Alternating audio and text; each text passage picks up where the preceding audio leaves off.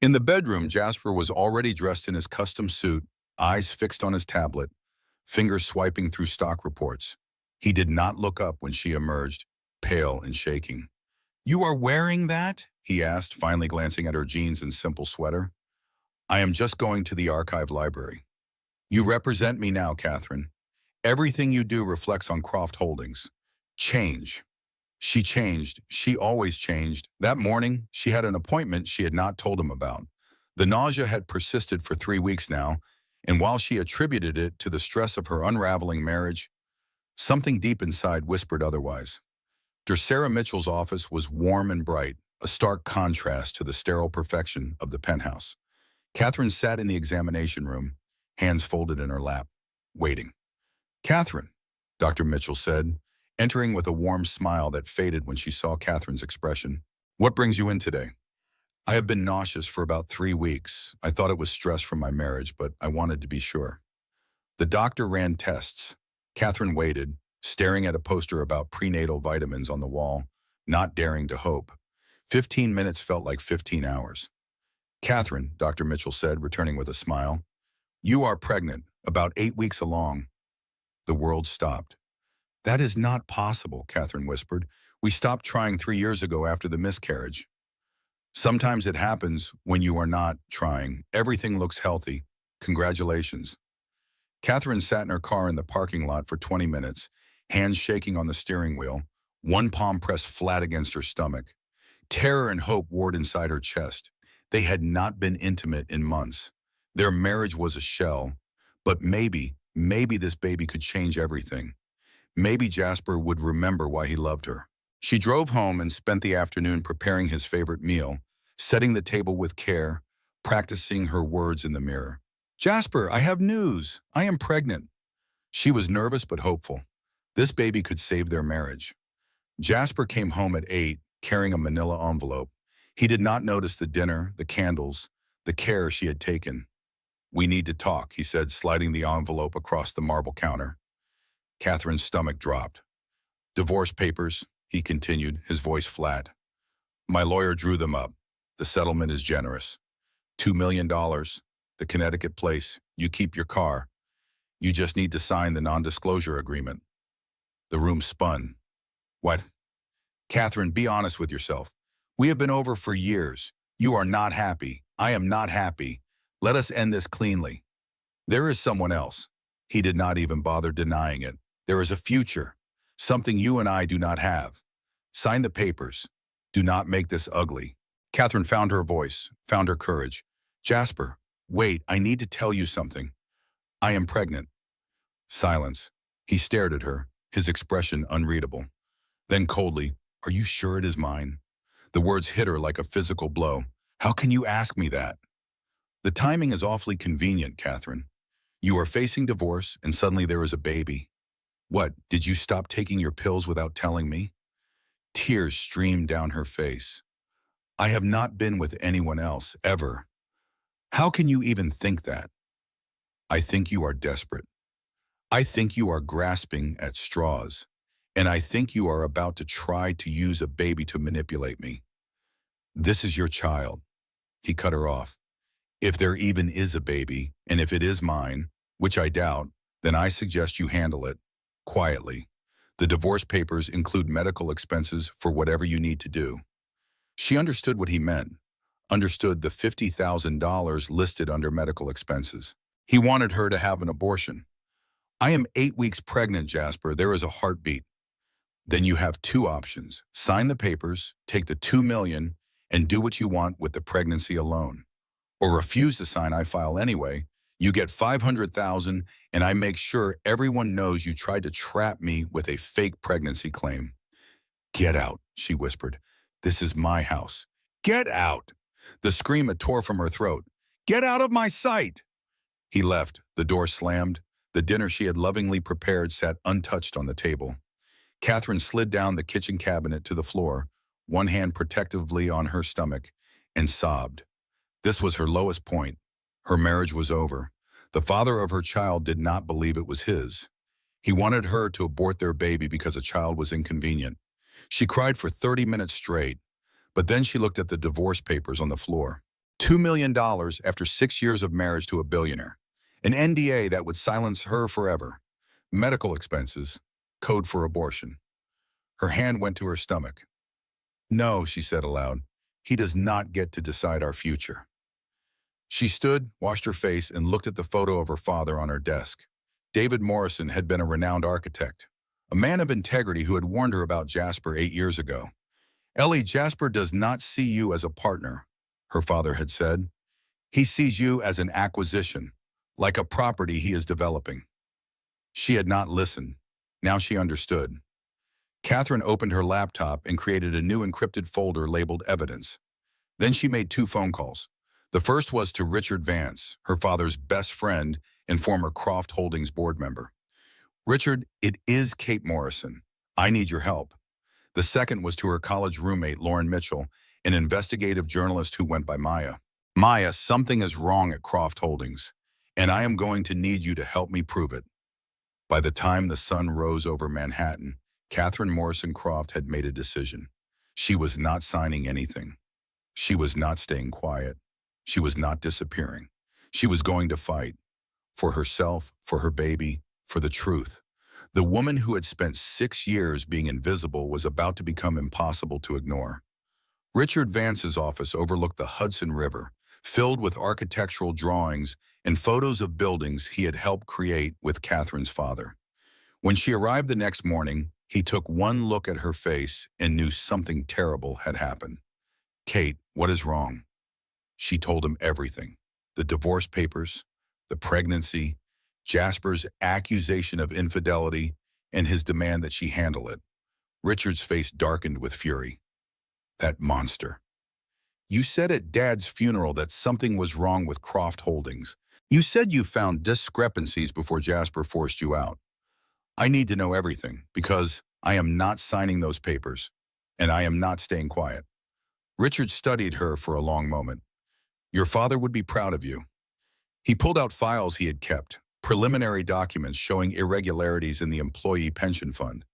The fund should have $340 million, but I think there is only about $210 million actually there. The rest has been redirected. Where? That is what we need to find out. But if I am right, Jasper is not just cheating on you. He is committing federal securities fraud. Kate, I understand you are angry, Richard continued carefully, but you are pregnant. The stress of this investigation, of fighting him, think about the baby. Catherine placed her hand on her stomach. I am thinking about the baby. What kind of mother would I be if I let 4,000 families lose their retirement? What kind of world am I bringing a child into if I stay silent about crime because it is easier? Then help me, she said. Help me make sure my child grows up knowing their mother did the right thing. Richard gave her a list of account numbers, shell company names to search for, red flag patterns. Men like Jasper are arrogant. They keep records because they think they are untouchable. You live with him. You have access. You just need to know what to look for. But Kate, if you do this, there is no going back. He will try to destroy you, legally, financially, publicly. Are you sure? Her hand remained on her stomach. I am fighting for 2 now. I have never been more sure of anything. She hired a private investigator with money from the secret trust fund her father had set up. One Jasper knew nothing about. Marcus Bennett was a former NYPD detective with a reputation for discretion. Miss Croft, I have to ask, do you really want to know? I need to know. Not for me, for my child. They deserve to understand who their father really is. 1 week later, Marcus presented her with a thick folder. Photos of Jasper and Victoria Richmond at the Plaza Hotel, at restaurants, laughing intimately. Shopping together, Victoria wearing jewelry worth hundreds of thousands of dollars, a kiss in a parking garage. They have been meeting 3 to 4 times a week for the past 8 months, Marcus said. It is serious, Mrs. Croft. This is not just physical. They are partners. He showed her more. There is something else. He bought her an engagement ring, 8-carat emerald cut, $450,000 from Cartier. Catherine's hand went protectively to her stomach. Meanwhile, Maya was investigating Victoria's company. 2 days later, she called with her findings. You were right. Victoria's company looked successful on paper, but I found irregularities. She has taken out massive loans, 400 million in the last year alone. Her revenue projections keep getting revised downward. 3 of her top engineers quit last month and signed non-disclosure agreements. You think she is in trouble? I think she needs the Olympus deal desperately, which means she needs Jasper. So she is using him. They are using each other. The question is, for what? The answer came 8 days before the gala on a Tuesday night at 9. Jasper came home stressed, barely acknowledging Catherine. They had not spoken since he served the divorce papers. She had moved into the guest room. He went straight to the master bedroom. I need a shower. Do not wait up. Catherine's hand went to her stomach. She was 12 weeks pregnant now, barely showing. Okay, baby, she whispered. Mommy is going to do something scary now, but it is for us. She heard the shower running. His laptop sat open on the bed, unlocked. She knew she had maybe 10 to 12 minutes. Her hands shook as she pulled out her phone and began photographing the screen. What she found was devastating. An email chain with Victoria about the Olympus final numbers. Victoria asking when the last transfer would clear. Jasper responding that the $40 million final installment from the Aegis account would clear on Friday, then they would be fully funded and in the clear. Victoria asking about Catherine. Jasper saying the divorce papers were served. She was hysterical about the pregnancy thing, claiming to be 8 weeks along. Victoria asking if it was true. Jasper responding, who knows, who cares, he told her to handle it. She had until Friday to sign or the settlement dropped to $500,000. She would sign, she had nothing. Victoria asking what if she did not. Jasper saying then he would claim the baby was not his. Paternity testing could be delayed for months. By then they would be married and Catherine would be broke fighting his lawyers. She would give up. Victoria saying good, she was not interested in being a stepmother. Jasper saying she would not be. They would announce at the gala, then the engagement the following week. Catherine would be a footnote by Christmas. Catherine photographed everything, her heart pounding so hard she thought it might break through her chest. The divorce settlement draft. $2 million, Connecticut condo, personal effects, in exchange for complete non-disclosure, no claims to Croft Holdings, no public statements, no paternity claims. Medical expenses up to $50,000 for termination procedures included. A prenuptial agreement between Jasper Croft and Victoria Richmond dated for 3 weeks after the gala. And then, the smoking gun. A folder labeled Aegis Development LLC Confidential. Bank statements showing 23 wire transfers over 18 months from Croft Holdings Pension Fund to Aegis Development LLC. Total $127 million. Aegis Development registered owner was Richmond Tech Holdings, Victoria's parent company. A memo about pension fund insolvency declaration post-Olympus launch. They were planning to declare the fund insolvent, leaving 4,000 employees with nothing. The shower turned off. Catherine's heart stopped. She quickly transferred all photos to her hidden laptop stored at Maya's apartment. She closed the laptop, positioned it exactly as it was, and ran to the guest room. Sitting on the bed, shaking, she placed both hands on her stomach. I got it, baby. I got everything we need. She downloaded the photos to 3 locations. Encrypted cloud, USB drive for Richard, her laptop at Maya's. She had everything. The affair, the fraud, the timeline, the shell company, his dismissal of their baby in writing, Victoria's refusal to be a stepmother, the plan to destroy the pension fund.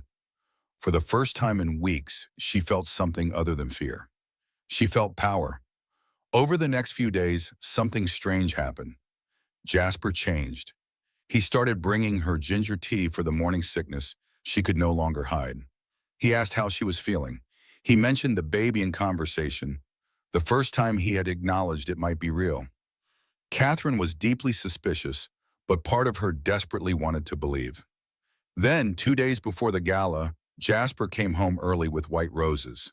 Her favorites, though he had not remembered them in years.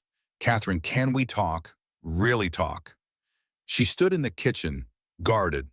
About what? About us, about the baby, about everything. He sat down, looking genuinely remorseful. He was a good actor. I have been thinking about what you said, about the pregnancy. I was shocked. I handled it badly. Badly? Jasper, you accused me of lying. You told me to get an abortion. I know. I was cruel. I was scared. The timing seems suspicious, but I have been thinking, maybe this baby is exactly what we need. A fresh start. Her heart ached with hope, even as her mind screamed not to trust him. Do you mean that? Come to the gala tomorrow night. Wear something beautiful. Let us show everyone we are a family. We can talk about the divorce after. Maybe we do not need it. Tears formed in her eyes. Really? I love you, Catherine. I know I have not shown it, but I do, and I want to be a father. Our child deserves both parents. He kissed her forehead, the first affection in months. Then let us make it happen. Gala tomorrow. We will face everyone together. As a family. She nodded, crying, wanting so badly to believe. That night, she almost called Richard to call off the investigation. Maybe Jasper had changed. Maybe the baby really did matter. Maybe they could be a family. But she did not call. Something held her back. At 2 in the morning, she woke needing the bathroom. Pregnancy meant constant trips. Jasper was not in bed. She heard his voice from his study, the door slightly open. She stood in the hallway and listened. Yes, everything is on track, Jasper said, laughing. Catherine suspects nothing. I am playing the devoted husband-to-be until after the gala. Victoria's voice came through the speaker. And the baby situation? Handled. I convinced her I want it. She is crying grateful tears. It is pathetic. But what if she actually has it? Then she raises it alone on 2 million. I will never admit paternity. My lawyers will tie up DNA testing for years. By the time any court orders me to pay child support, I will have assets hidden offshore. She will get nothing. Victoria laughed. You are terrible. I am strategic. Look, the gala is my moment. I announce Olympus completion. Catherine stands there looking pregnant and devoted. Everyone sees the happy family man. Then Monday, I file for divorce citing irreconcilable differences. The non-disclosure agreement I will make her sign at the gala prevents her from contradicting my narrative. She will sign something at the gala. I will present it as a recommitment ceremony document. Really, it is a modified NDA with penalty clauses. She will be so emotional, she will not read it. Then she is silenced. What about the baby? Catherine is handled. She is emotional and weak. She will take the 2 million and disappear. She has no fight in her. She never did. Victoria's voice purred through the speaker. God, I cannot wait to marry you, a real partner, not some breeding vessel. Jasper laughed. 2 more days, V. 2 more days and the upgrade is complete. Catherine stood frozen in the hallway, one hand pressed against the wall to steady herself, one hand protectively on her stomach. Tears streamed silently down her face. But these were not tears of sadness. These were tears of rage. Her blood had turned to ice. She went back to the guest room and sat in the dark until sunrise, hand on her stomach the entire time. He thinks we are weak, she whispered to her baby. He thinks we will just disappear. He is wrong. We are going to show him exactly how strong we are. Her resolve was now absolute. At 6 in the morning, she called Richard. I have everything, all the evidence, documents, emails, bank transfers, 127 million stolen from the pension fund. Shell company owned by Victoria Richmond. Timeline of the entire fraud. My God, Kate, when did you... His laptop. He is careless because he thinks I am too stupid to understand what I am looking at. He is wrong. She called Maya next. The story is yours. Every detail. But it breaks after I go public at the gala. Kate, are you sure about this? The stress, the baby. The baby is exactly why I am doing this. I will not let my child grow up in a world where their father gets away with destroying 4,000 families. I will not teach my child that silence is safer than truth. That afternoon, they met at Richard's office. Kate, now 13 weeks pregnant, with the smallest curve visible under loose clothing, Richard, and Maya. All the evidence spread across the conference table. If we are doing this, we do it right, Richard said. Chain of custody for evidence, coordination with federal authorities, and timing. The plan was simple. Kate would attend the gala, Let Jasper think she was the devoted, compliant wife. Richard would contact the SEC quietly, provide preliminary evidence, ask them to be on standby. Maya would have the story ready to publish live during Kate's speech. The stage would be set for maximum impact, maximum witnesses. Jasper's greatest weakness is his ego, Richard explained. He needs public validation. He is planning to announce the Olympus project completion and introduce Victoria as his partner in front of 500 of the most powerful people in New York.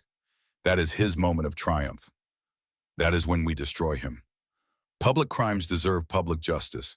When you expose him there, he cannot spin it. He cannot hide. Everyone sees who he really is. Maya looked worried. Kate, you need to understand, he is going to come after you hard. His lawyers, his PR team, they will try to use the pregnancy against you. They will say you are hormonal, emotional, irrational.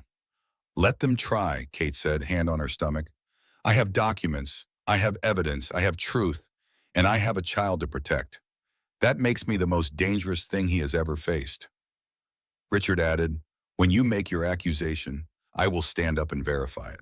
I will call the SEC right there in front of everyone on speakerphone, real time. They will have no choice but to act immediately. Why are you risking so much for me? Kate asked. Because your father was my best friend. Because Jasper forced me out when I tried to do the right thing. Because 4,000 employees and their families deserve justice. And because, Richard looked at Kate's barely showing pregnancy, that baby deserves to know their grandfather would have been proud of their mother. Kate felt tears forming. Thank you. There is something else, Kate said. After I expose the fraud, I am going to tell them about the baby, about what he said, about the abortion pressure, about the medical expenses in the divorce papers. Maya looked shocked. Kate, that is so personal. That is the point. I want every person in that room to see exactly who Jasper Croft is, not just a corporate criminal, a man who told his pregnant wife to handle it because a baby was inconvenient. I want them to see the complete monster. That takes incredible courage, Richard said. Kate's hand remained on her stomach. I am not brave. I am just done being silent. Kate dressed at Maya's apartment. She had not stayed at the penthouse in 3 days. Maya helped her into the vintage emerald silk dress that had belonged to her grandmother. The dress Jasper always hated, calling it too old, too sentimental, making her look like she was playing dress-up. The empire waist cleverly hid her small baby bump. It fit perfectly. You are sure about this? Maya asked. There is still time to... I have never been more sure of anything. This dress survived 70 years. It survived wars, depressions, generations. It is strong like us. She touched her stomach. She looked at herself in the mirror. She looked powerful. She picked up a small photo of her father, kissed it, tucked it in her clutch. Let us go change the world, baby, she said to her stomach. Jasper had texted multiple times. Where are you? Gala starts in 20 minutes. You are supposed to arrive with me. She texted back. I will meet you there. She arrived alone, head high, and walked through the red carpet entrance as cameras flashed. Reporters shouted questions. Mrs. Croft, you look stunning. What are you wearing? Kate smiled serenely. A family heirloom, something with real value, something that lasts. There are rumors about trouble in your marriage. All will be revealed tonight, I promise. Inside, Jasper was schmoozing with investors. When he saw Kate in the emerald vintage dress, his face flashed with anger for a split second. But he was surrounded by people, had to keep smiling. He excused himself and pulled her aside into a private alcove, gripping her arm roughly. What the hell are you wearing? I told you not to wear that old thing. You look ridiculous. You look like you are going to a costume party. Kate did not flinch. I look like myself, for the first time in 6 years. Jasper noticed something. Are you showing? He saw the slight curve of her belly under the empire waist. 13 weeks today. His voice lowered to a hiss. We had an agreement. You were going to look pregnant and devoted, not vintage and defiant. Change the dress. No. Catherine, it is Kate. My name is Kate, and you will find out soon exactly what that means. She walked away, leaving him confused and furious. 20 minutes later, Kate went to the powder room. She was adjusting her dress when Victoria Richmond walked in, stunning, in a blood-red Valentino gown, diamonds dripping from her neck and ears. $2 million worth, all purchased by Jasper. Victoria wanted this confrontation. She had orchestrated it. Catherine, that is an interesting choice. Very vintage, very historical. Museums must love you. Kate met her eyes calmly in the mirror. Victoria, congratulations. On what? Kate turned to face her. On your engagement. The prenup is dated for 3 weeks from today. Emerald cut diamond, 8 carats, $450,000. Beautiful choice. Victoria's face went white. I do not know what you are talking about. Yes, you do, just like you know exactly where the $127 million came from. Jasper is not as careful with his laptop as he thinks. You are bluffing. Beishamai? Aegis Development LLC, registered in the Cayman Islands on March 15, 2023. Owner, Richmond Tech Holdings and your parent company. 23 wire transfers over 18 months from the Croft Holdings Pension Fund. Total $127 million.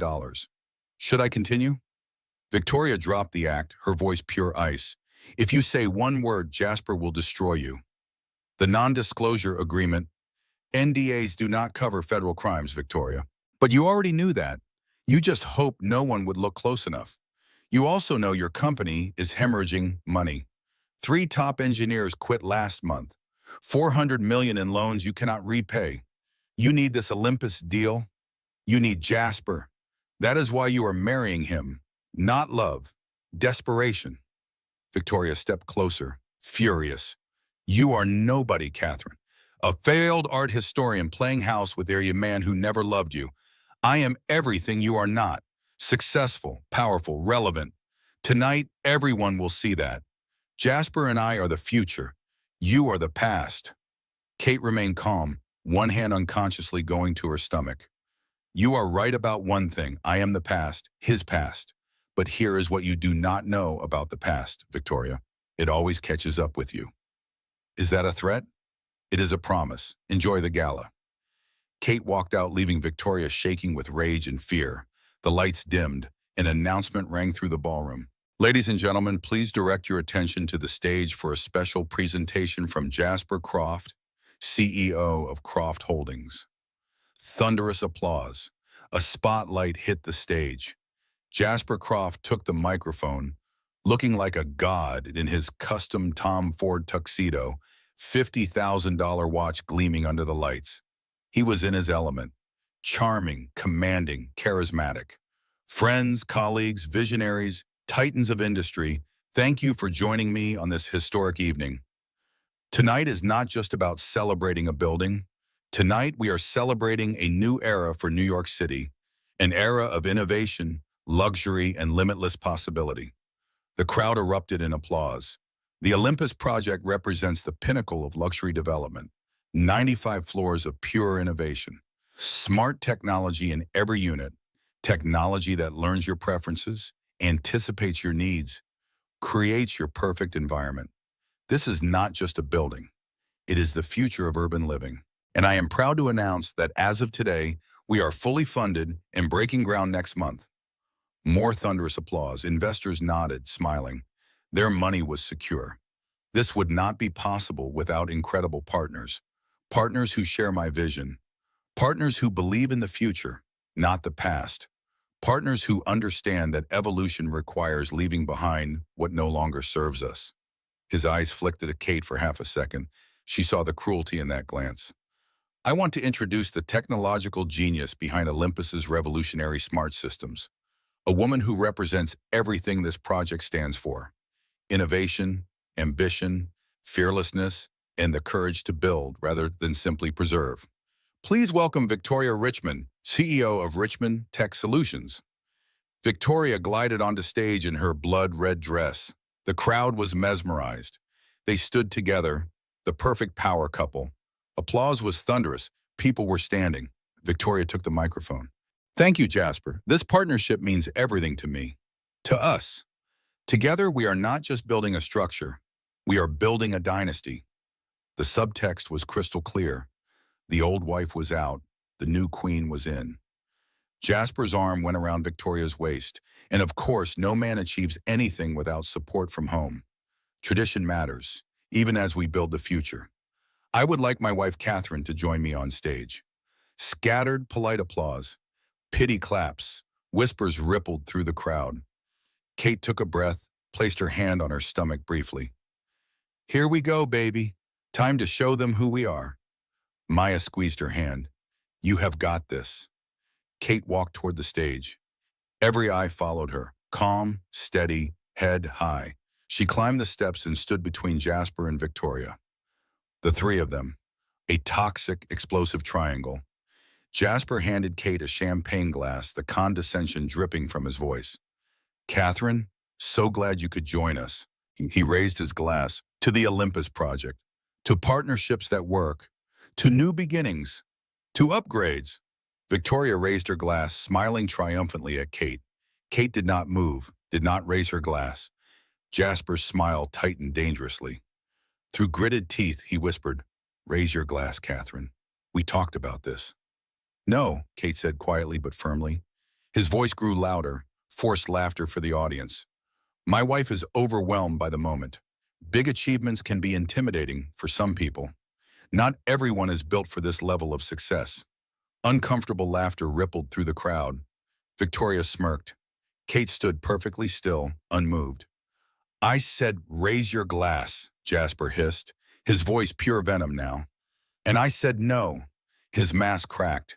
Everyone could see it. He reached for Kate's arm, trying to force her to raise the glass. She pulled away. His hand caught the delicate silk strap of her vintage dress. For a split second, it might have been an accident, but then his eyes met hers and he yanked hard, deliberately. The 70-year-old silk could not withstand the force. The sound of tearing fabric was obscene in the silent room. The dress ripped from shoulder to hip. The bodice fell open. Kate's slip was exposed, her small baby bump visible for the first time to 500 people. Gasps exploded through the entire ballroom. 500 people inhaled at once. Camera flashes went insane, like lightning striking again and again. Kate's hands flew to cover herself. She was shaking, tears forming in her eyes. Jasper looked down at her exposed body, saw the small bump, and laughed. A cruel, loud, deliberate laugh that echoed through the horrified silence. Ladies and gentlemen, I apologize for the wardrobe malfunction. More forced laughter from him. My wife has a habit of falling apart at inconvenient times. Old things, they just cannot handle the pressure of modern life. He looked at Victoria, then back at the crowd, his words dripping with double meaning. Maybe it is time for an upgrade. He pointed between Victoria and Kate. The meaning was unmistakable. Some people in the audience laughed nervously. Others looked horrified. A few women looked sympathetic. Victoria's hand covered her mouth in fake shock, but her eyes gleamed with real satisfaction. She had won. Kate stood there, dress destroyed, body exposed, baby bump visible to 500 people. The torn silk fluttered around her. Camera flashes blinded her. She could feel every eye on her, judging, pitying, gossiping. This was the ultimate humiliation. She had been erased, divorced, publicly mocked. Her body, her pregnant body, exposed and ridiculed. Her grandmother's precious dress destroyed. Tears spilled down her cheeks. Her hands shook as she tried to cover herself. This was her most vulnerable moment. She was broken. Jasper had won. Or so everyone thought. From the audience, Maya did not hesitate. She removed her black shawl, walked right up to the stage, security too shocked to stop her, and placed it gently around Kate's shoulders. You are the strongest woman I know, Maya whispered fiercely. Show them. Kate looked at her best friend. That one act of kindness, of solidarity, of love, changed everything. She took a breath, wiped her tears, wrapped the shawl around herself with dignity, and picked up the microphone. Her hand was steady. Kate's voice shook at first, then grew stronger with every word. An upgrade. Dead silence. You could hear a pin drop. Every eye was on her. You are right, Jasper. It is time for an upgrade. She turned to face the audience, not him. So let me upgrade everyone in this room from ignorance to truth. Jasper reached for the microphone. She stepped away smoothly. "This is not a launch party," she said, her voice now steel. "It is a crime scene, and you are all witnesses." The explosion began. My husband did not bring me on the stage to celebrate me. He brought me up here to humiliate me one last time before he divorces me and marries her. She pointed directly at Victoria. Jasper and Victoria have been having an affair for 8 months. They have a prenuptial agreement already drawn up, dated for 3 weeks from today, right after our divorce is finalized. This is not a business partnership announcement. It is an engagement announcement. And I am the inconvenient wife who was too stupid, too trusting, too worthless to see it coming. The audience erupted. Gasps, shouts, murmurs of shock and outrage. Jasper lunged for the microphone. "Catherine, you are hysterical." Kate sidestepped him easily. "Hysterical. That is a convenient word, is it not? The word men like you have always used to silence women who dare to speak truths you do not want heard. But I am not hysterical, Jasper. I am informed." She turned back to the audience. "But the affair, that is just sad. That is just pathetic. That is just two people who deserve each other. The real crime is how this building, this Olympus project you are all so excited to invest in, is being funded." The room went silent. Even the people who were murmuring stopped. This project is not being funded by legitimate capital. It is being funded by stolen money. Over the past 18 months, my husband has illegally transferred $127 million from the Croft Holdings Employee Pension Fund, money that belongs to 4,000 hardworking people, people who built this company with their labor, into a shell corporation called Aegis Development LLC. Chaos erupted. Investors jumped to their feet. "What? That is impossible. My investment. You stole from the pension fund?" Kate pulled out her phone. "I have bank statements, wire transfers, email communications between Jasper and Victoria planning this fraud. All of it." Maya, positioned in the audience, had already connected Kate's phone to the projection system. Documents appeared on the giant screen behind Kate. Bank statements showing 23 transfers. Emails between Jasper and Victoria discussing moving the money faster. The shell company registration in the Cayman Islands. Jasper's memo about pension fund insolvency declaration post-Olympus launch. The entire room could see the evidence. Phones came out. People were filming, photographing the screen. This was going viral in real time. Kate was relentless. And Victoria Richmond, she is not just the other woman. She is not just the upgrade. Aegis Development LLC is owned by Richmond Tech Holdings, Victoria's parent company. She received the first $40 million of stolen pension money 14 months ago. Her company is hemorrhaging cash. She is drowning in debt. She needs this Olympus deal to survive. She is not Jasper's lover. She is his co-conspirator. Victoria stepped forward, desperately. "That is a lie. I had no idea where that money came from. Jasper told me it was legitimate investment capital." Jasper turned on Victoria, shouting, his mask completely off. "You knew. Do not you dare try to. You pushed me to move the money faster. You said, and I quote, 'We will be set for life once Olympus launches.' You said," Victoria screamed back, "because you told me it was legal. You said it was restructuring. You said." They were destroying each other in front of 500 people, in front of cameras, screaming, blaming, turning on each other like rats in a trap. Kate just stood there watching, letting them implode. But she was not done. Her voice cut through their fighting. "But you want to know the real monster? The real Jasper Croft?" The room went quiet again. Everyone looked at Kate. She placed her hand on her stomach. "6 weeks ago, I found out I was pregnant." Gasps. Some people had noticed the bump, but now it was confirmed. "I told my husband." "Do you know what he said?" Tears streamed down her face now, but her voice was strong. "He accused me of lying about paternity. He said the timing was convenient. Then he told me to handle it quietly. His divorce papers include $50,000 in medical expenses. We all know what that means. He wanted me to abort our baby because a child would complicate his timeline." The audience was horrified. Even people who had been on Jasper's side looked disgusted. Women in the audience were crying. When I refused, he served me with divorce papers offering me $2 million to disappear. After 6 years of marriage to a billionaire, $2 million and a non-disclosure agreement to never speak about what he did. To our child, to 4,000 families. To the truth? She let that sink in. The silence was deafening. Then from the audience, Richard Vance stood, white-haired, distinguished, carrying the weight of legendary integrity. The room recognized him, former board member, a man whose word meant something. Kate Morrison Croft is telling the absolute truth. I am Richard Vance, former Croft Holdings board member. I resigned 18 months ago when I discovered these discrepancies. When I raised concerns, Jasper Croft had me forced out of the company to cover up his crimes. The room erupted again. Richard pulled out his phone. I am calling the Securities and Exchange Commission right now. They have been waiting for my call. He dialed, put it on speaker. Everyone could hear it ring. Yes, this is Richard Vance, badge number 4721. I am at the Olympus Gala at Croft Tower, 90th floor. I am witnessing a public confession to securities fraud, embezzlement, and pension fund theft.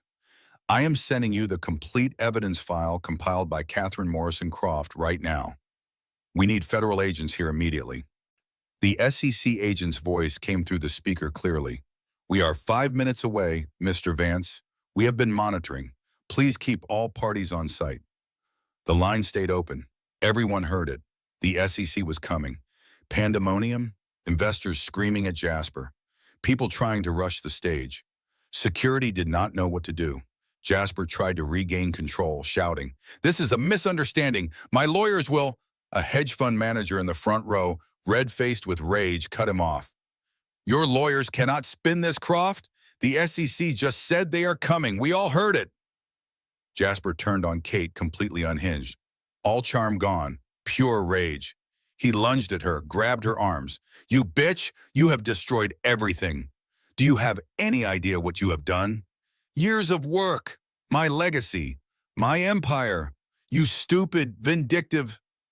Richard and two other men rushed the stage, pulled Jasper off Kate. Do not you dare touch her, Richard shouted. Jasper, being restrained, was still screaming. The NDA, she signed the NDA. She is violating. Kate spoke calmly into the microphone. NDAs are void when they cover up criminal activity. Even your expensive lawyers know that. And I never signed it anyway. I never signed anything. Realization washed over his face. He had lost. Kate turned back to the audience one last time. Cameras were still rolling. Phones were filming. This was being live-streamed by dozens of people. I spent 6 years being invisible in this marriage, being told I was not ambitious enough, was not modern enough, was not enough. But here is what Jasper Croft never understood. She paused, hand on her stomach. I did not need to be ruthless to be strong. I did not need to steal to build something. I did not need to destroy people to succeed. I just needed to tell the truth, and the truth is the most powerful weapon in the world. Another pause. My child will grow up in a world where their mother stood up to power, where their mother chose justice over money, where their mother proved that one voice telling the truth is louder than 1,000 voices selling lies. She looked directly at Jasper. You thought you were upgrading when you chose her over me, but the truth is you were downgrading, from a woman of integrity to a woman of convenience, from a real partner to a co-conspirator, from a family to a fraud. She dropped the microphone. It hit the stage with a boom, feedback whining through the speakers. The sound echoed in the dead silence. Kate unwrapped Maya's shawl, handed it back to her friend. She stood there in her torn dress, head high, back straight, one hand on her belly. She walked off the stage, down the steps, through the crowd. The audience parted for her like the Red Sea. Not a single person spoke. They just stared. Then someone started to applaud, slowly at first. Then more joined. Then it was thunderous applause, a standing ovation. For Kate, not for Jasper, for the woman who stood up. Kate walked through the applause, tears streaming down her face, but she was smiling. Outside Croft Tower, Kate and Maya stood across the street as red and blue lights approached. Police, FBI, SEC agents. Through the floor-to-ceiling windows 90 floors up, they could see Jasper surrounded by furious investors, Victoria being stopped by security as she tried to leave, federal agents entering the building. Chaos. Minutes later, federal agents escorted Jasper out in handcuffs. He was screaming, thrashing. "I am Jasper Croft. You cannot do this. My lawyers will." The agent read him his rights. "Mr. Croft, you are under arrest for wire fraud, securities fraud, embezzlement, and money laundering. You have the right to remain silent." Cameras were everywhere. This was the perp walk of the century. Jasper saw Kate standing across the street. Their eyes met. He screamed at her. "This is not over. You will regret this. That baby is not mine." Kate placed both hands on her stomach. She just looked at him, did not say a word. They loaded him into the federal vehicle. 10 minutes later, Victoria was let out in handcuffs too. Crying, makeup running, stumbling in her heels. The red dress looked like blood. She did not even look at Kate. Just destroyed. "You did it," Maya said. "You actually did it." Kate was in shock. "I destroyed my life." "No, you destroyed his life. Yours is just beginning." Kate looked down at her stomach. "Our lives, me and baby." Within 2 hours, it was everywhere. TMZ, CNN, the New York Times, BuzzFeed. Kate's face was on every screen. The video of her speech was going viral. 50 million views in 3 hours. Hashtags trending worldwide. Justice for Kate. Silk dress scandal. People calling her a hero. At Maya's apartment in Brooklyn, Kate sat wrapped in a blanket, watching the news in disbelief. Her phone was off. She had received over 700 calls. "I cannot believe it actually worked," she said. "You were incredible. You were a warrior." "I was terrified. I was shaking the entire time." Maya smiled. "That is what courage is, being terrified and doing it anyway." Kate felt the baby move. She smiled through tears. "You felt that, right?" Baby approved. The next morning, her lawyer arrived. Ellen Rodriguez was fierce and brilliant. "The SC has officially opened a federal investigation. The FBI is involved. The Attorney General is involved. This is the biggest white-collar crime case in a decade." And Jasper? Denied bail. Judge called him a flight risk with resources to flee the country. He is at the Metropolitan Correctional Center awaiting trial. Kate felt relief wash over her. "Good. There is more. You are entitled to 50% of all legitimate marital assets. After the fraud is sorted out and restitution is paid, that is approximately $180 million. Kate was stunned. "I do not want his money." "Mrs. Morrison is, I do not want a penny that has his name on it. Set up a fund to restore the employee pension fund. Every dollar they lost gets paid back. Every single one. Whatever is left over after that goes to charity. Families affected by white-collar crime. Single mothers, art education for underprivileged kids." Ellen was moved. "That is incredibly generous, but you need to think about your future and the baby's future." "I have my father's trust fund, $5 million. That is more than enough. My child will grow up knowing their mother earned everything honestly. That is worth more than all of Jasper's billions." Ellen nodded. "If you are sure." "I have never been more sure of anything." There was one more legal battle. Jasper's lawyers filed a motion demanding a paternity test, claiming infidelity. They were trying to paint Kate as vindictive, unstable, and dishonest. "Then we give them the paternity test," Kate said. "I have nothing to hide. That baby is his, whether he wants to admit it or not." 6 months later, Kate sat in federal court, now 7 months pregnant, her belly large and unmistakable. She wore a simple navy maternity dress, minimal makeup, hair pulled back. She looked strong, honest, real. The prosecutor asked her to walk through everything. She did, calmly, factually, devastatingly.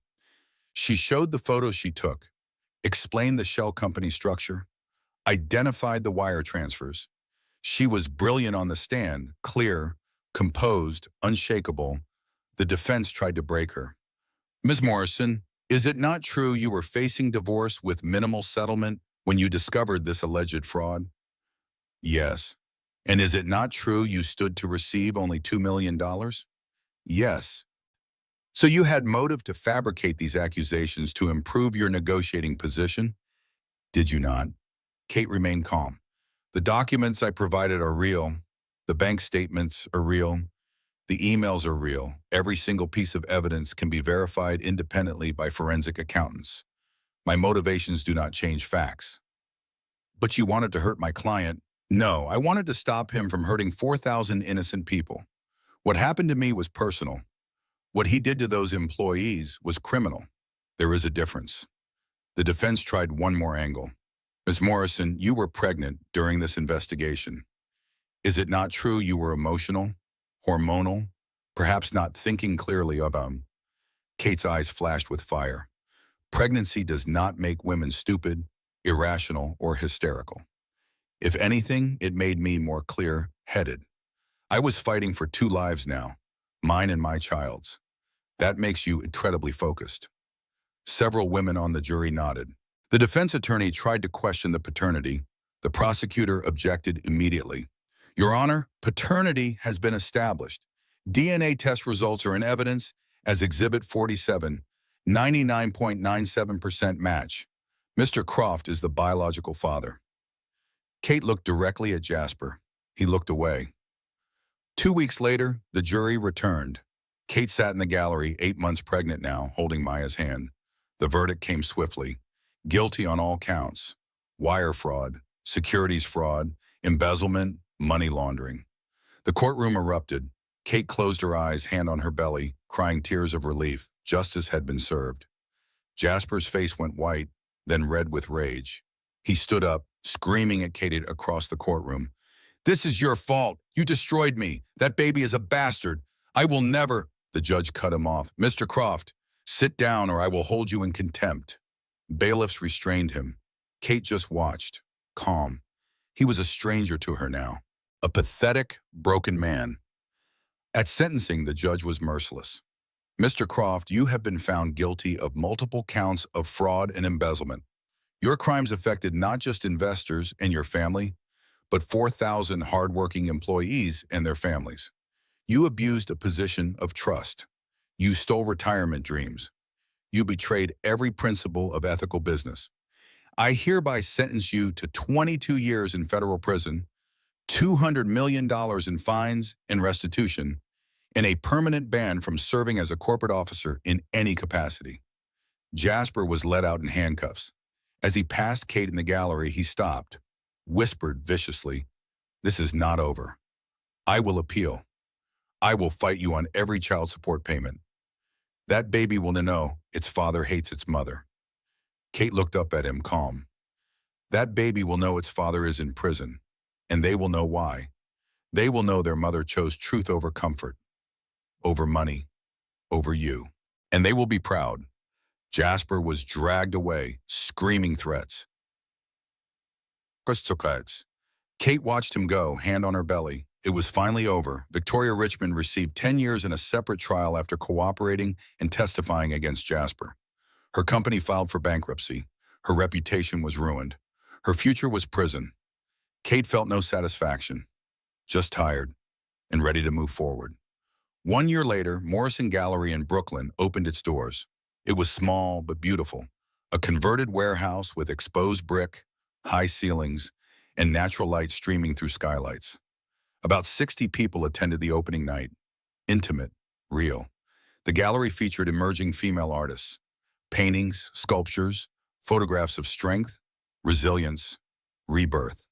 The sign outside read, Morrison Gallery, founded 2024, not Croft, Morrison. Kate wore a simple black dress, comfortable flats, pearl earrings that had been her father's gift. No rings. She had legally changed her name back to Morrison, the divorce finalized. Her hair was longer, natural, free. She looked happy. Not the frozen smile of the penthouse days. Real, genuine warmth in her eyes. Real life in her face. And in her arms, she held 6-month-old Parker Morrison. Gender-neutral name. Beautiful baby with Kate's eyes. Wearing a tiny outfit that said future art historian. Content, happy, loved. No Croft in the name. Just Morrison. Kate was talking to a young female artist named Jessica, nervous and talented. Ms. Morrison, I cannot thank you enough for showing my work. Every other gallery said it was too raw, too emotional, too feminist. You were the only one who said yes. Kate bounced Parker gently. Your work deserves to be seen. Do not let anyone tell you otherwise. I spent too many years letting someone else define my worth. Tell me my passions were not important enough. Never again. Not for me. Not for you. Not for Parker here. She kissed the baby's head. You are an inspiration. What you did, Kate gently interrupted, what I did was tell the truth. That is not heroic. That is just necessary. The real heroism is artists like you creating honestly, vulnerably, despite a world that tells you you are not good enough. That is courage. They smiled at each other, a moment of real connection. Is it hard, doing this alone? Jessica asked, looking at Parker. Kate was thoughtful. Yes, and no, I am not alone. I have Maya, Richard, incredible friends, and I have Parker.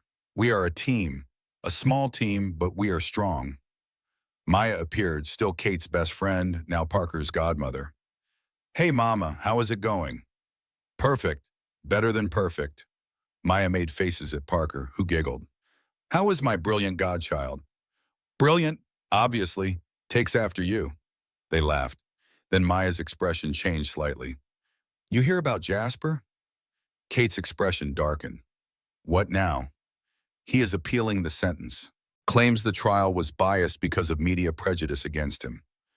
Kate shrugged, genuinely unbothered. Let him appeal. The evidence does not change. The verdict does not change. He can spend the next 20 years appealing if he wants. Parker and I are living. You are really okay? Kate looked around her gallery, at her baby, at her life. I am more than okay. I am free. A gallery assistant approached. Kate, this came for you, prison postmark. He handed her a thick envelope. Kate's hands shook slightly when she saw the return address. J. Croft, Federal Correctional Institution, Otisville. Maya offered, you do not have to read it. Kate's voice was firm. I know, but I need to, one last time, to know it is really over. She stepped into her small private office. Maya took Parker. Kate closed the door, opened the envelope. 25 pages, handwritten in Jasper's aggressive script. She read the first 2 pages. Catherine, I have had a lot of time to think in here. About us, about what went wrong, about what you did to me. 22 years. Do you understand what you have taken from me? My freedom, my company, my life. All because you could not handle the reality that our marriage was over. All because you were vindictive. You stood on that stage pregnant with my child, if it even is my child. The DNA test could have been tampered with, and you destroyed me. In front of 500 people, on camera, you turned everyone against me, made me a monster in the court of public opinion before I ever got a fair trial. The Olympus Project would have been my legacy, would have been legendary. We would have been set for generations, but you destroyed it. You destroyed me, out of spite, out of jealousy, because I found someone who actually matched my ambition. I made mistakes. I admit that. The pension fund thing, I was going to pay it back once Olympus launched and we had cash flow. It was a loan, not theft. Creative financing. Every major developer does it, but you twisted it, made it sound criminal. You manipulated the jury with your tears and your pregnancy and your victim act. Victoria betrayed me in the end. She testified against me to save herself. Just like you betrayed me. Every woman in my life has failed me. I deserve to know my child. You have stolen everything else from me. My freedom, my company, my reputation. Do not steal my son too. He assumed Parker was male. He did not even know. You owe me visitation. You owe me a relationship with my child. They need to know their father. They need to understand my side of the story. I am writing to demand. Kate stopped reading. She had seen enough. She put the letter down, sat quietly for a moment. Then she picked up a pen and wrote on the front page in large letters, you have no side. You have no rights. You have no child. KM. She folded the letter, walked out to the gallery. People were mingling, drinking wine, admiring art. Kate walked to the small, decorative fireplace, an architectural element, working fireplace. She knelt in front of it, lit the letter with a long match, watched it burn. The pages curled, blackened, turned to ash. All 25 pages of Jasper's narcissism, rage, and delusion. Gone. Maya stood next to her, holding Parker. Feel good? No, but it feels done. He still does not get it, does he? No, he never will. He will die in that prison cell still believing he is the victim, still believing the world wronged him, still believing he deserves forgiveness, deserves access to Parker, deserves anything. Kate watched the last ember fade. But you know what? That is his prison, not mine. He is trapped in his own narcissism. I am free. They watched the last of the letter turn to ash. You know what the saddest part is, Kate said? He could have been great. He had everything: money, intelligence, opportunity, privilege. But he thought being great meant crushing other people. He thought power meant domination. He never understood that real power is lifting others up. Maya nodded. You understand that now.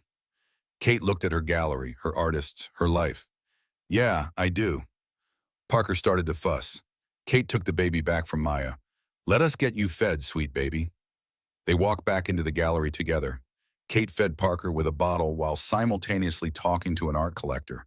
She was multitasking like all mothers. She was strong. She was whole. She was herself. The gallery opening wound down. Last few guests left, congratulating Kate. Jessica, the young artist, had sold 3 pieces. Kate was thrilled for her. She walked through her space, straightening frames, turning off lights, holding sleeping Parker. She paused in front of a mirror, looked at herself. For just 2 seconds, a flash of memory. Kate in the white penthouse, frozen smile, empty eyes, trapped. Then back to the present. Kate in her modest gallery, real smile, alive eyes, free. She was not rich anymore. Comfortable but not wealthy. She was not married to power. She did not have a mansion or a driver or designer clothes.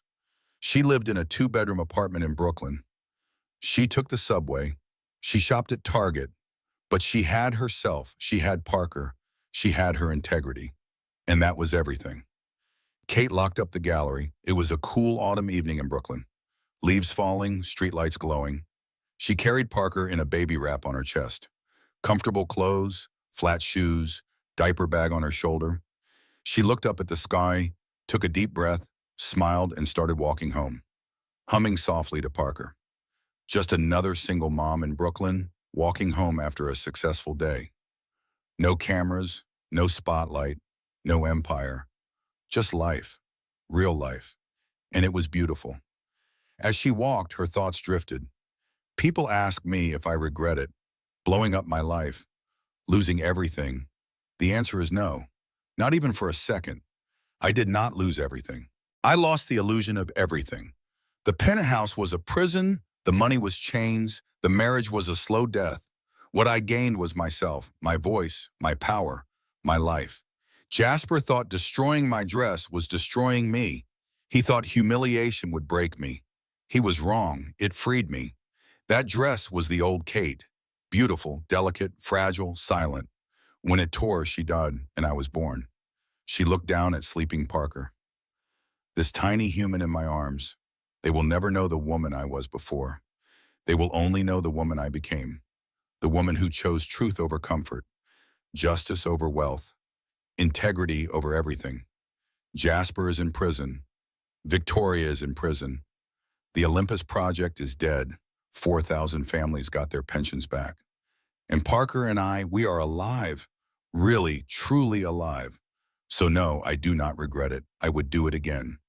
Every single moment, every terrible, beautiful, terrifying, liberating moment. Because the truth is, he did not destroy me that night. I destroyed him. And then I built myself, built us, something better, something real, something that cannot be bought, cannot be taken away, cannot be destroyed. They call it revenge. But this was not revenge. This was rebirth. Kate walked down the Brooklyn street, sunset lighting her from behind. She was silhouetted against the golden light, Parker asleep on her chest. Her shoulders were strong, straight, unbowed. She turned a corner and disappeared into her life. A life she chose, a life she built, a life that was hers. 3 years after the gala, on a crisp October morning, Kate received an unexpected visitor at the gallery. A young woman, maybe 25, nervous but determined. Miss Morrison, my name is Rebecca Hartman. I worked at Croft Holdings in accounting. Kate smiled warmly. Please come in. Would you like some coffee? They sat in Kate's small office. Parker, now 3.5, was at preschool.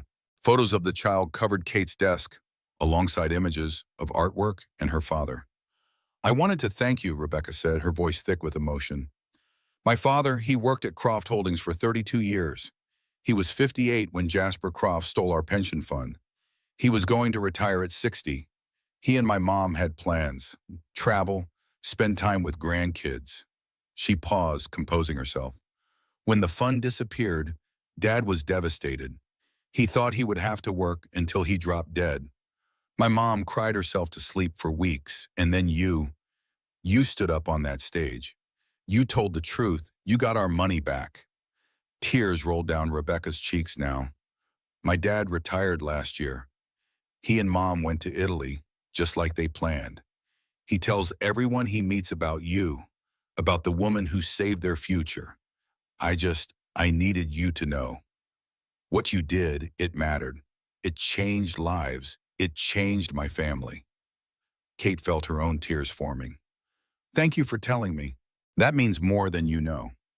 After Rebecca left, Kate sat alone for a while, thinking about the 4,000 families, the lives saved, the futures restored. The cost had been high: her marriage, her wealth, her privacy, but the return was incalculable. That evening, Kate picked up Parker from preschool. The child ran to her, arms outstretched, face bright with joy. Mama, Mama, I made you a picture. Parker handed her a crayon drawing, 2 stick figures, one tall, one small, holding hands, hearts floating above them. The word love written in shaky letters across the top. It is beautiful, baby. Is this us? Yes, you and me. We are a team. Kate knelt down, pulled Parker into a tight hug. Yes, we are, the best team. Walking home hand in hand, Parker chattering about the day, Kate felt a profound sense of peace. This was what mattered, not penthouses or galas or billion-dollar projects. This, love, integrity, truth, family. Mama, tell me the story again, Parker said. Which story, baby? The story about the pretty green dress and the bad man. Kate had been telling Parker an age-appropriate version of the events. Not the full truth, not yet, but a story about standing up to bullies, about telling the truth even when it was scary, about how sometimes old things, vintage things, are the strongest things of all. Once upon a time, Kate began as they walked through the Brooklyn evening, there was a dress made of emerald silk. It belonged to my grandmother, your great-grandmother. It survived 70 years through wars and storms and hard times. People said it was old, that it should be thrown away. But it was strong, stronger than anyone knew. And then what happened? And then one day someone tried to destroy it. They thought old things were weak. But when the dress tore, something magical happened. The person wearing the dress realized she was just as strong as the dress had always been. She found her voice. She told the truth. And the truth set her free. And the bad man went away? Yes, baby. The bad man went away. And the mama and her baby lived happily ever after. I love that story, Mama. I love you, baby. At home, after Parker was in bed, Kate sat at her small desk and wrote in the journal she had been keeping. A record for Parker, for when the child was old enough to understand the full truth. Dear Parker, she wrote, Today, a woman named Rebecca came to thank me. She told me her father's retirement was saved because of what I did. These moments, these reminders of why it mattered, they sustained me. You are 3.5 now. You ask questions about your father. I tell you age-appropriate truths. He made bad choices. He hurt people. He is serving consequences. You seem to accept this. One day you will Google my name. You will find videos of that night. You will see your mother standing on a stage in a torn dress, pregnant with you, exposing crimes in front of 500 people. You will see the photos, read the articles, know the whole story. I hope when that day comes, you understand why I did it. Not for revenge, not for attention, but because it was right. Because 4,000 families deserve justice. Because you deserved a mother who taught you through actions, not just words, is that truth matters more than comfort. Your father still sends letters. I burn them without reading past the first paragraph. He will never meet you. He has no parental rights. The court was clear. He tried to pressure me to abort you. He denied you were his. He called you a manipulation tactic. You are not a tactic. You are a miracle. You are the best thing that ever happened to me. People call me brave. I was not brave. I was terrified. But I learned something important that night. Courage is not the absence of fear. Courage is being terrified and doing the right thing anyway. You make me want to be brave every single day. I love you more than words can express. Your mama. Kate closed the journal, turned off the light, and checked on Parker one more time. The child slept peacefully, clutching a stuffed rabbit. Sweet dreams, baby, Kate whispered. Tomorrow is going to be a beautiful day. And it was. And the day after that. And the day after that. Not perfect days. Kate struggled sometimes. Single parenthood was hard. Money was sometimes tight. The gallery had slow months. Parker had tantrums. Life was messy and complicated and real. But it was hers. Every struggle, every triumph, every mundane moment. Hers. The woman who had once been invisible, who had been told she was not enough, who had been erased and dismissed and humiliated, had rebuilt herself into something unbreakable. She had taken the worst moment of her life and transformed it into liberation. She had turned devastation into strength, humiliation into power, silence into truth. And in doing so, she had shown her child and thousands of others what real courage looked like. Not the courage of boardrooms and empires and billion-dollar deals, but the courage of standing alone on a stage in a torn dress, pregnant and terrified, and speaking truth to power. The courage of choosing integrity over wealth, justice over comfort, freedom over security. The courage of building a small, honest life and finding it more fulfilling than any penthouse could ever be. The silk dress scandal, as the media called it, became part of history. Business schools studied it. Documentaries featured it. It became a case study in corporate fraud and whistleblower bravery. But for Kate, it was simply the night she stopped being Catherine Morrison Croft, Billionaire's wife, and became Kate Morrison, mother, gallery owner, survivor, truth teller.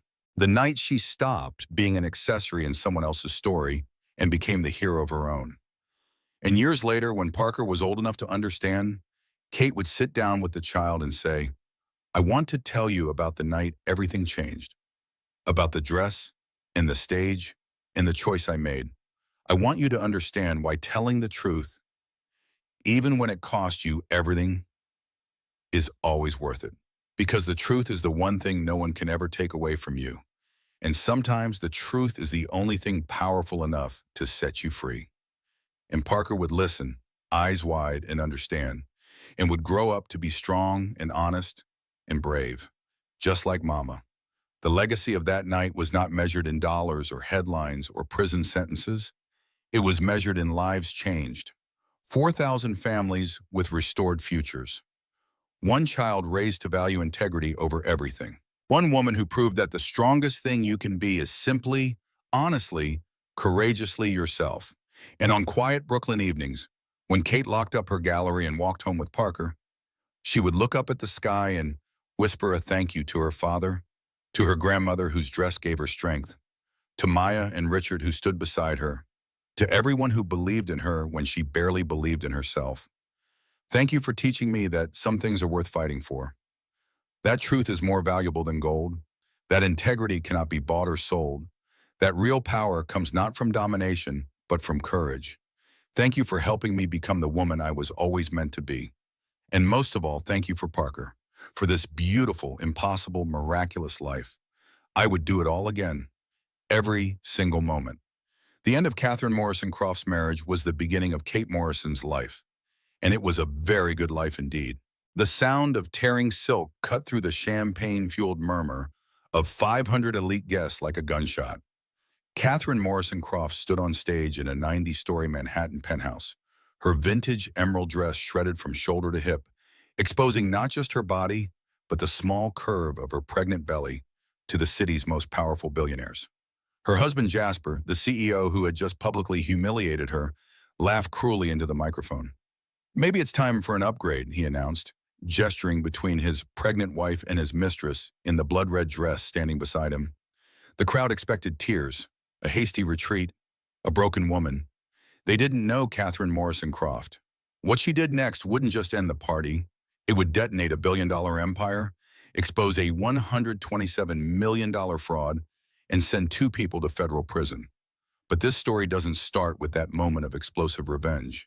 It starts 6 months earlier, with a positive pregnancy test, a devastating accusation, and a woman who discovered that the man she married wanted her to abort their baby because a child would be inconvenient for his timeline. This is the true story of how one woman in a torn dress brought down a billionaire with nothing but the truth. Stay until the end, because the moment she picks up that microphone and speaks, you won't believe what happens next.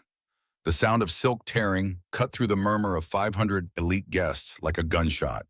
In the sudden silence that fell over the observatory ballroom, all eyes turned to the stage where Catherine Morrison Croft stood beside her husband, Jasper Croft, the billionaire CEO of Croft Holdings. He looked down at the ruined bodice of her vintage emerald dress, a cruel smile playing on his lips as camera flashes exploded around them like lightning. "Ladies and gentlemen, I apologize for the wardrobe malfunction," Jasper announced, his voice carrying across the stunned crowd. He laughed, the sound echoing off the floor-to-ceiling windows 90 floors above Manhattan. "My wife has a habit of falling apart at inconvenient times. Old things, they just cannot handle the pressure of modern life." He gestured between Catherine and the stunning woman in crimson, standing on his other side, Victoria Richmond. "Maybe it is time for an upgrade." Nervous laughter rippled through the audience. Some looked horrified. Others averted their eyes from Catherine's humiliation, her torn dress exposing not just her body, but the small curve of her belly beneath. The crowd expected tears, a hasty retreat, a woman broken. They did not know Catherine Morrison Croft. They did not see the ice forming in her eyes as she wrapped a borrowed shawl around her shoulders. They did not see her hands steady as she reached for the microphone. Her voice, when it came, was still wrapped in silk. "An upgrade, you are right, Jasper. It is time for an upgrade." She turned to face the audience, not him. "So let me upgrade everyone in this room from ignorance to truth." Dead silence. "This is not a launch party," she continued, her voice clear and devastating. "It is a crime scene, and you are all witnesses." But that moment, that glorious, terrible moment of reckoning, came at the end of a long journey through hell. To understand how Catherine Morrison Croft found the strength to detonate a billion-dollar empire, you must understand where she began. You must go back to the gilded cage. 6 months before the gala, Catherine woke in the white chrome penthouse that overlooked Central Park and felt the familiar wave of nausea wash over her. She made it to the bathroom just in time, gripping the marble sink as her stomach rebelled. Stress, she told herself, just stress.